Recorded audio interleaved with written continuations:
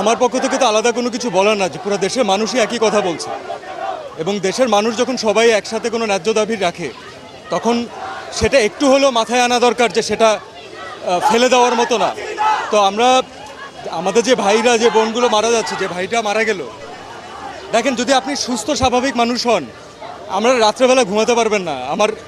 আমার কানে এখনও বাজে যে কারো পানি লাগবে, কত পানি আসছে এখন, কারো পানি লাগবে। তো এটা যতদিন মাথায় থাকবে ততদিন পর্যন্ত আমরা শান্তিতে ঘুমাতে পারবো না। এবং এটা দেশের একজন নাগরিক হিসাবে আমরা তো সারা জীবন মানুষের জন্যই কাজ করেছি। আমরা যারা এন্টারটেনমেন্ট ইন্ডাস্ট্রিতে কাজ করি, আমরা কার জন্য কাজ করি? কোনো ইন্ডিভিজুয়ালকে দেখানোর জন্য কাজ করি না, আমরা দেশের মানুষের জন্য কাজ করি।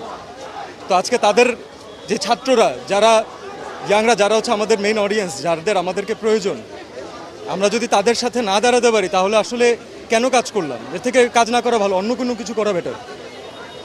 আমার নিজের বাচ্চা আছে ভাই, আমি জানি যে আজ থেকে 10 বছর পরে, 15 বছর পরে, 20 বছর পরে ও একদিন এই ব্যাপারে জানবে এবং ও একদিন আমাকে কোয়েশ্চেন করবে যে মানে তুমি কি করছো।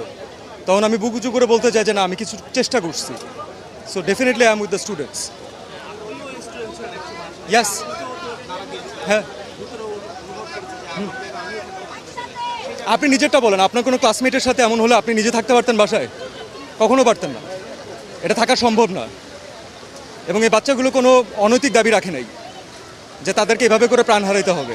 এক একজন বাবা মার আহাজারি, এটা যার যায় সে বুঝে ভাই।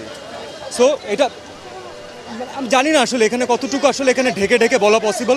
আমি কোনো ঢেকে কোনো কথা বলতে চাচ্ছি না আসলে। আর এটা এর বিচার যতদিন পর্যন্ত না হবে ততদিন পর্যন্ত বাংলাদেশের কোনো মানুষ শান্তি পাবে না, আমার বিশ্বাস।